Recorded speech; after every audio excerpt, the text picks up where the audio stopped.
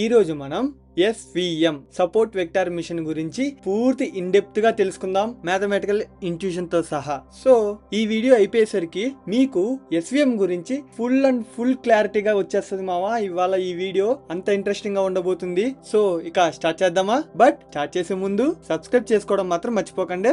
SVM support vector machine. ఈ SVM అనేది both classification and also regression కి వాడతాం. ఫస్ట్ అసలు ఈ SVM ఎందుకు అనేది మనం ఇప్పుడు చెప్పుకుందాం, ఓకేనా? లెట్ సపోజ్ నా దగ్గర ఈ విధంగా డేటా ఉందనుకుందాం.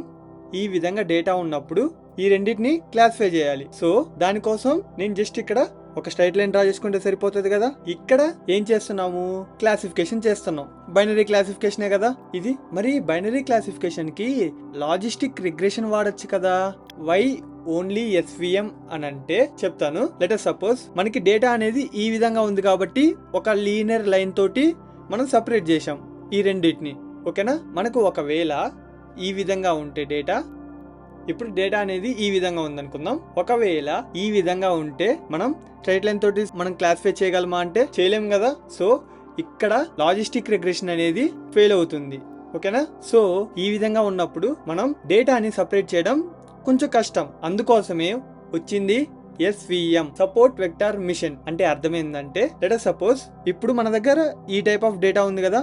సో ఒక్కసారి ఇమాజిన్ చేసుకోండి ఎలా ఉంటుంది అని అంటే, ఒక టేబుల్ తీసుకుందాం. ఆ టేబుల్లో బ్లూ కలర్ బాల్స్ అన్ని అవుట్ సైడ్ సర్కిల్ ఉంది అనుకుందాం, అండ్ అలాగే ఇన్సైడ్ ది సర్కిల్ ఏమో రెడ్ కలర్ బాల్స్ ఉంది అనుకుందాం. ఇప్పుడు నేనేం చేస్తాను అని అంటే, నేను వచ్చి గట్టి గుద్దుతా టేబుల్ మీద. అలా గట్టిగా తన్నినప్పుడు మనకి రెడ్ కలర్ బాల్స్ అనేటివి పైకి వస్తాయి. పైకి వచ్చినప్పుడు అండ్ అలాగే బ్లూ కలర్ బాల్స్ అనేటివి కిందనే ఉంటాయి. ఇప్పుడు ఈ రెండిటి మధ్యలో ఒక ప్లేన్ పెట్టుకుంటే మనకు అప్పుడు సపరేట్ అవుతుంది. చూసారా? మళ్ళీ ఒకసారి చూడండి. ఇక్కడ నార్మల్ గా టేబుల్ మీద ఉన్నప్పుడు రెండు ఒకే ప్లేస్ లో ఉన్నాయి, 2 డైమెన్షనల్. ఎప్పుడైతే ఒకటి ఎయిర్ లో ఉండి ఇంకొకటి కింద ఉందో, టేబుల్ మీద ఉందో, ఆ రెండు ఒక ప్లేన్ ద్వారా డివైడ్ అవుతున్నాయి. ఇక్కడ యానిమేషన్ చూస్తే ఆల్మోస్ట్ మీకు క్లారిటీ వచ్చేస్తుంది ఎందుకు SVM అనేది వాడతాము, ఓకేనా? ఈ SVM ఏం చేస్తుంది అని అంటే, ఇక్కడ మన దగ్గర ఉన్న డేటాస్ కి ఒక హైపర్ ప్లేన్ క్రియేట్ చేస్తుంది.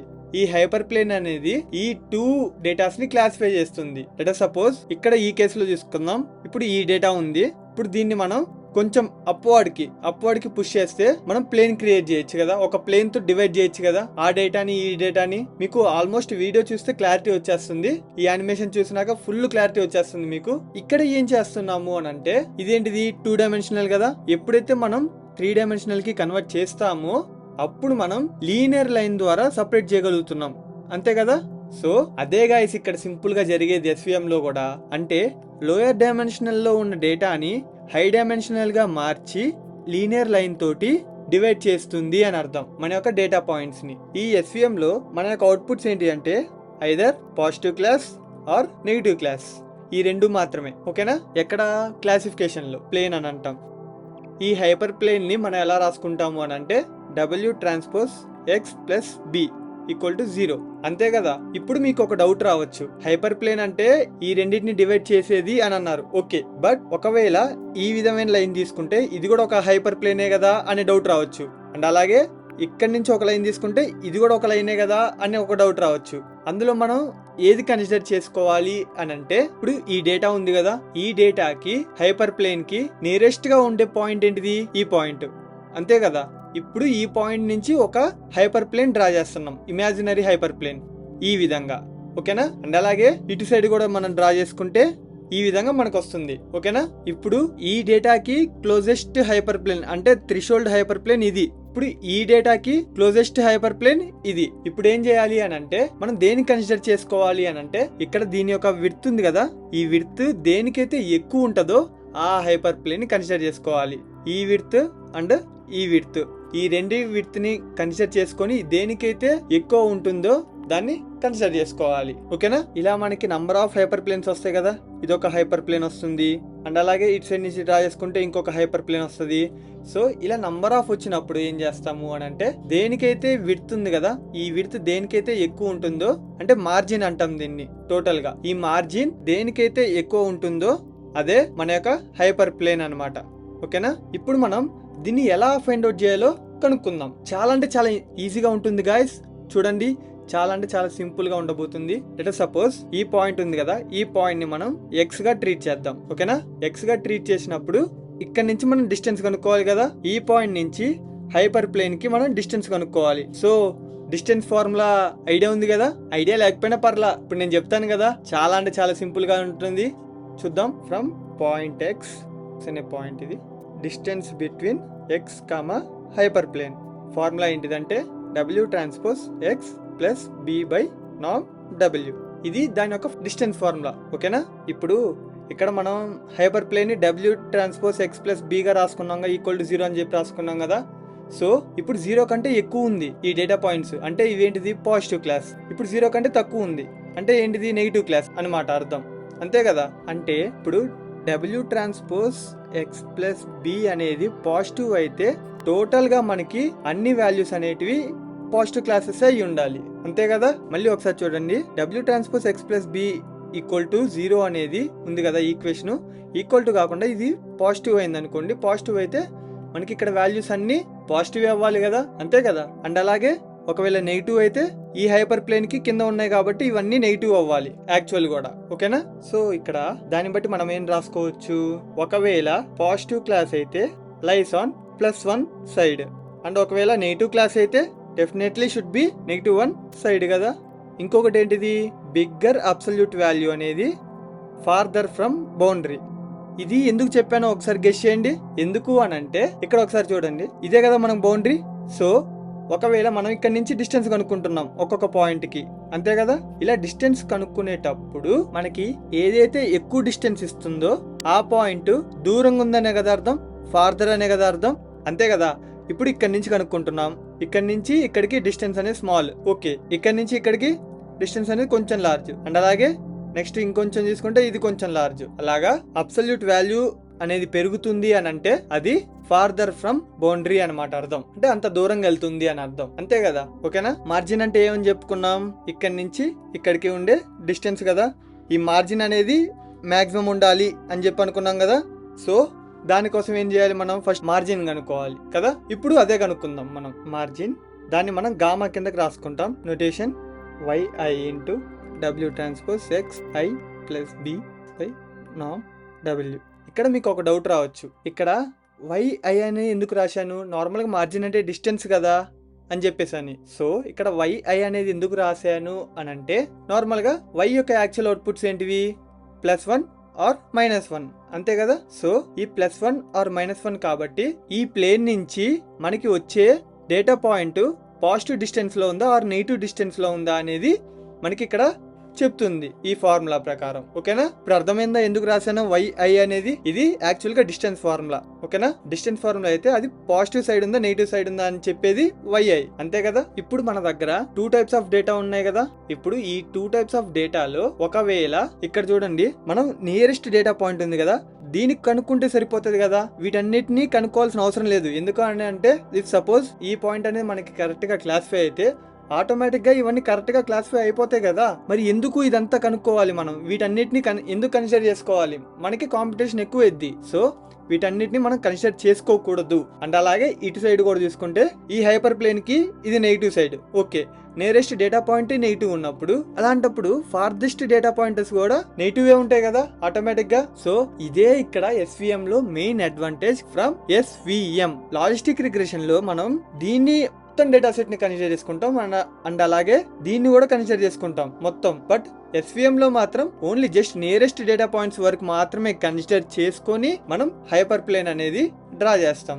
ఓకేనా, చూసారా స్టెప్ బై స్టెప్ వస్తుంటే ఎంత ఈజీగా ఉంటుందో. ఐ హోప్ ఇది మంచిగా అర్థమవుతుంది అనుకుంటున్నా.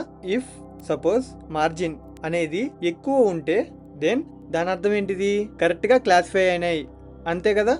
చూడండి ఇక్కడ ఇదే కదా మార్జిన్. ఇప్పుడు ఈ మార్జిన్ అనేది ఎక్కువ ఉంటే దాని అర్థం ఏంటిది, డేటా అనేది కరెక్ట్ గా క్లాసిఫై అయింది అని, అంతే కదా అర్థం. ఇందాక నుంచి అదే చెప్పుకుంటూ వచ్చాం కదా మనం మొత్తం. అండ్ అలాగే ఇఫ్ మార్జిన్ అనేది తక్కువ ఉంటే బౌండరీకి దగ్గరగా ఉన్నాయని, అంతే కదా అర్థం. ఆర్ ఏవైనా మిస్ క్లాసిఫై కూడా అయి ఉండొచ్చు, అంతే కదా. ఇక్కడ ఈ మార్జిన్ ఉంది, ఈ మార్జిన్ లో మన యొక్క విడ్త్ అనేది చాలా తక్కువ ఉంది అనుకోండి. ఇప్పుడు ఇంత తక్కువ ఉంది అని అంటే అర్థం ఏంటిది, నా యొక్క డేటా పాయింట్స్ అనేటివి దగ్గరగా ఉన్నాయని, అంతే కదా, హైపర్ ప్లేన్ కి చాలా దగ్గరగా ఉన్నాయి అండ్ అలాగే మిస్క్లాసిఫై అయ్యే ఛాన్సెస్ కూడా ఉన్నాయి. సో మనం ఫైనల్ గా ఒకసారి SVM యొక్క గోల్ రాసేసుకుందాం. దీన్ని బట్టి దాని గోల్ ఏంటిది, maximise the minimum margin across all training samples. అంటే ఇక్కడ మినిమం మార్జిన్ అంటే క్లోజెస్ట్ పాయింట్స్ అనే కదా అర్థం, క్లోజెస్ట్ పాయింట్స్. ఈ క్లోజెస్ట్ పాయింట్స్ కి మనం మాక్సిమం చేయాలి, అదే కదా మార్జిన్ అంటే. సో ఇది మనకు కావాల్సిన ఫైనల్ గోల్. ఓకేనా. నెక్స్ట్ ఇన్ఈక్వాలిటీ కింద ఎలా రాసుకుంటాము అని అంటే yi w transpose xi plus b greater than 0 ఇలా ఉండాలి, అంతే కదా. మీకు ఒక డౌట్ రావచ్చు, ఇలాగే ఎందుకు ఉండాలి అని చెప్పేసి అని. ఎందుకు అని అంటే లెట్ us సపోజ్ ఇది యాక్చువల్ అవుట్పుట్ అనమాట, ఇది మనకు వచ్చే ప్రిడిక్టెడ్ అవుట్పుట్ అనమాట.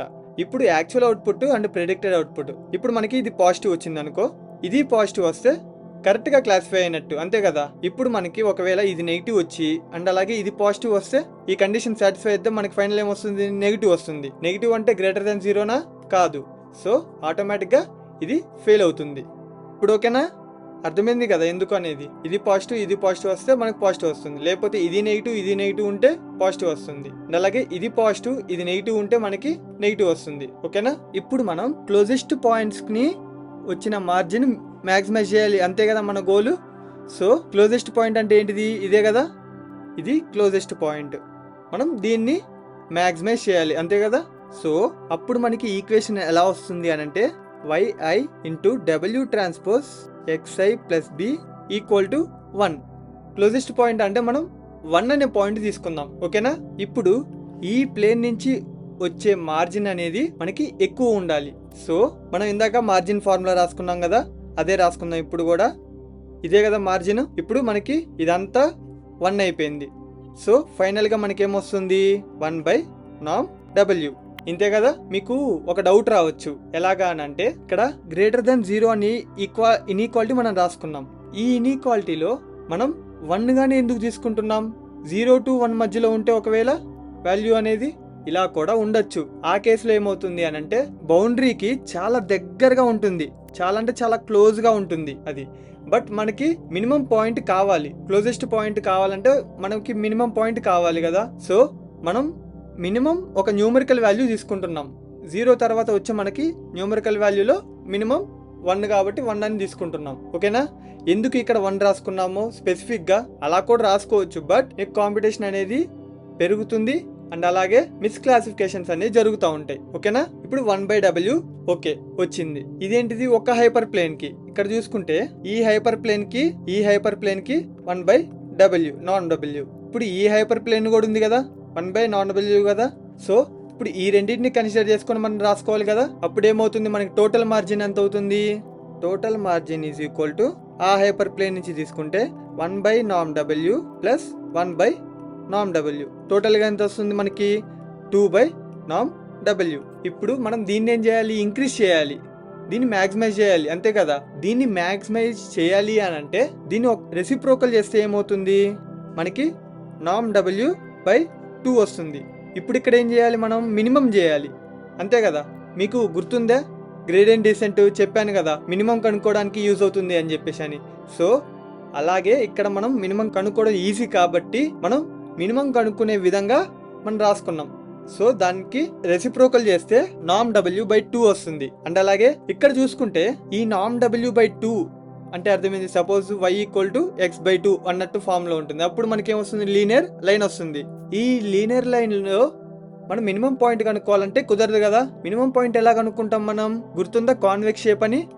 ఇలా ఉన్నప్పుడు మాత్రమే మనం మినిమం పాయింట్ కనుక్కోవడానికి ఛాన్స్ ఉంటుంది, అంతే కదా. పారాబోలా కర్వ్ లో ఉన్నప్పుడు మనకి మినిమం పాయింట్ కనుక్కునే ఛాన్స్ ఉంది. సో ఇప్పుడు మనం దీన్ని ఏం చేస్తున్నాము అని అంటే పారాబోలా ఈక్వేషన్ వచ్చే విధంగా రాసుకుంటాం. ఎలాగానంటే దీన్ని 1/2 norm w స్క్వేర్ గా రాసుకుంటున్నాం. ఇప్పుడు దీని వల్ల ఏమవుతుంది, మనకి గ్రాఫ్ ఈ విధంగా వస్తుంది, అంతే కదా. ఈ విధంగా వచ్చినప్పుడు మనకి ఈ టైప్ ఆఫ్ గ్రాఫ్ అనేది వస్తుంది. ఈ టైప్ ఆఫ్ గ్రాఫ్ వచ్చినప్పుడు మినిమం పాయింట్ మనం గ్రేడియంట్ డిసెంట్ యూజ్ చేసి కనుక్కోగలం. ఇలా మినిమం పాయింట్ దగ్గరికి వెళ్తా ఉంటాం కదా, గ్రేడియంట్ డిసెంట్ యూజ్ చేసి మనం మినిమం పాయింట్కి రీచ్ అవుతాం.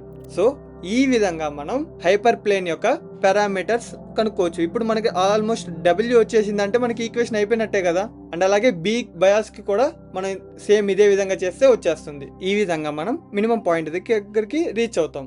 ఓకేనా? సో ఇక్కడ మనకి ఆప్టిమైజేషన్ ప్రాబ్లం ఏంటిది? 1/W. ఈ 1/Wని ఈ విధంగా రాసుకుంటే మనకి ఫైనల్గా ఆప్టిమైజేషన్ చేయడానికి యూజ్ అయ్యేది 1/2 నామ్ W². ఇక్కడ ఫైనల్గా ఏం రాసుకోవచ్చు? మనకు కావాల్సింది minimum of W, B where 1/2 of నామ్ W² such that yi W transpose x plus b is, చెప్పండి ఇక్కడ ఏంటిది? మినిమం ఎంత అనుకున్నాం? 1 అనుకున్నాం. సో మినిమం 1 ఉండాలి అని అంటే ఇది must and should be greater than or equal to 1, అంతే కదా? ఓకేనా? సో ఇప్పుడు వరకు నేనేం చెప్పాను? మార్జిన్ అనేది మ్యాక్సిమైజ్ చేయాలి అని అన్నాను. సో మార్జిన్ అనేది చాలా మ్యాక్సిమైజ్ చేసాం మనం. చేసిన తరువాత మనకి ఒక హైపర్ ప్లేన్ వస్తుంది. సో ఆ హైపర్ ప్లేన్ మనకి ఈ రెండు డేటాస్ని కరెక్ట్గానే డివైడ్ చేస్తుంది.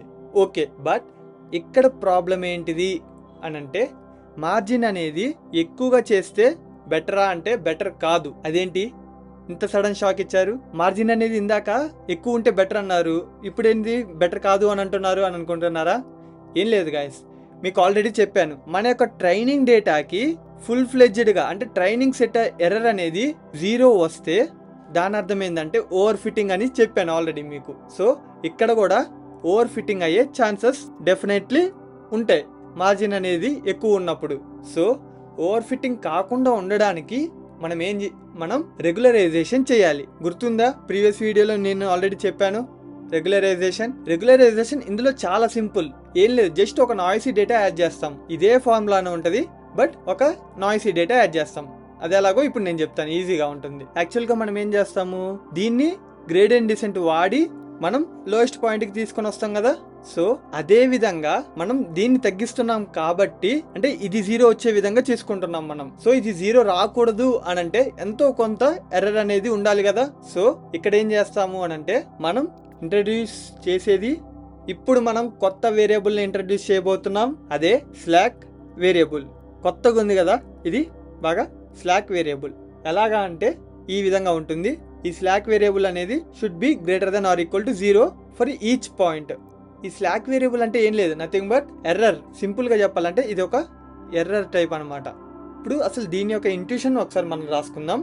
ఇది ఎందుకు అనేది, ఒకవేళ నా స్లాక్ వేరియబుల్ అంటే ఈ ఎర్రర్ అనేది 0 అయితే కన్స్టెంట్ ఎలా ఉంటుంది? yi W transpose x plus b should be greater than or equal to 1. Okay, good point. Okay, మనకు వచ్చిన డేటా అనేది కరెక్ట్ పాయింటే. ఓకేనా? ఒకవేళ నా స్లాక్ వేరియబుల్ అనేది అంటే నా యొక్క ఎర్రర్ అనేది 0 to 1 మధ్యలో ఉంటే inside the margin but still correctly classified. దీని అర్థం ఏంటంటే ఈ మార్జిన్ లోపలే ఉంది, అంటే ఇక్కడ ఉంది అనుకుందాం, ఈ మార్జిన్ లోపలే ఉంది, బట్ ఈ హైపర్ ప్లేన్ తో కంపేర్ చేసుకుంటే కరెక్ట్ గానే క్లాసిఫై అయింది కదా. సో ఇది ఈ విధంగా ఉన్నప్పుడు 0 to 1 మధ్యలో ఉన్నప్పుడు మనకి ఇన్సైడ్ ది మార్జిన్ ఉంటుంది, అయినా కూడా మనకి కరెక్ట్ గానే అవుట్పుట్ అనేది ఇస్తుంది. ఒకవేళ నా యొక్క స్లాక్ వేరియబుల్ అనేది గ్రేటర్ దెన్ 1 ఉంటే దాని మీనింగ్ ఏంటిది? మిస్ క్లాసిఫైడ్ అని అర్థం. ఇప్పుడు ఈ స్లాక్ వేరియబుల్ అనేది యాడ్ చేయడం వల్ల ఏమవుతుంది అని అంటే, ఒకవేళ డేటా అనేది మెస్సీ అయినా కూడా మనం సొల్యూషన్ అనేది ఈజీగా అంటే కరెక్ట్ గా ప్రిడిక్ట్ చేయగలుగుతాం. వెరాస్ టెస్ట్ సెట్ లో కూడా ఇక్కడ మనం ఓవర్ ఫిట్టింగ్ ని స్టాప్ చేస్తున్నాం. ఫైనల్ గా మనకి ఏమొస్తుంది అని అంటే, కన్స్టెంట్ అనేది yi W transpose x plus b greater than or equal to 1 minus slack variable అనమాట. ఈ విధంగా మనకి వస్తుంది. చెప్పాను కదా, ఒకవేళ ఈక్వల్ టు 0 ఉంటే ఏమవుతుంది? గుడ్ పాయింట్, అంతే కదా. ఒకవేళ 0 to 1 మధ్యలో ఉంటే ఏమవుతుంది? Inside the margin but still correctly classified. ఒకవేళ గ్రేటర్ దాన్ 1 ఉంటే అసలు ఈ కండిషనే సాటిస్ఫై కాదు, సో ఆటోమేటిక్గా మిస్ క్లాసిఫైడ్ అని. అంటే ఈ టర్మ్ని బేస్ చేసుకొని మనకి కరెక్ట్గా క్లాసిఫై అవుతుందా లేదా ఆర్ మిస్ క్లాసిఫైడ్ అవుతుందా లేదా అనేది మనం చెప్పగలుగుతాం. అంటే ఏ డేటా పాయింట్ ఎక్కడ ఉంది అనేది మనం చెప్పగలుగుతాం ఈ టర్మ్ వల్ల. ఓకేనా? అండ్ అలాగే నెక్స్ట్ స్టెప్ ఏంటంటే, ఇందాక మనం ఈ కన్స్టెంట్ ని రాసుకున్నాం. ఓకే, ఇప్పుడు ఈ స్లాక్ వేరియబుల్ యాడ్ చేసిన తర్వాత ఇది ఎలా మారుతుంది అంటే అది కూడా రాసేసుకుందాం. ఇప్పుడు minimum of W, B, slack variable అనేది ఒకటి కూడా ఉందిగా. సో స్లాక్ వేరియబుల్ 1/2 నామ్ W² plus C into sigma I slack variable such that yi W transpose xi plus b greater than or equal to 1 minus slack variable. Total గా మనకి final గా ఈ విధంగా వస్తుంది. మనకి ఫైనల్గా ఈ విధంగా వస్తుంది. ఇక్కడ సి అంటే ఏంటిది అనే డౌట్లో ఉన్నారా? చెప్తాను గైస్, మొత్తం చెప్తాను. Everything line to line, point to point, everything క్లారిటీగా చెప్తాను. ఈ 1/2 ఇంటూ నార్మ్స్ W² అంటే అర్థం ఏంటంటే మనం మార్జిన్ని వైడ్గా మార్చాలి, అంతే కదా దీని మీనింగ్. సి అంటే ఏంటిదంటే ఇక్కడ రెగ్యులరైజేషన్ టర్మ్ అనమాట.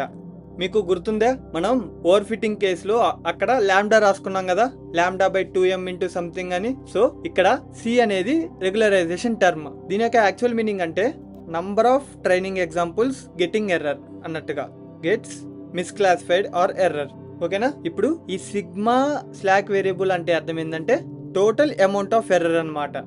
ఒకవేళ సి అనేది లార్జ్ ఉంటే ఏమవుతుందో చెప్పుకుందాం.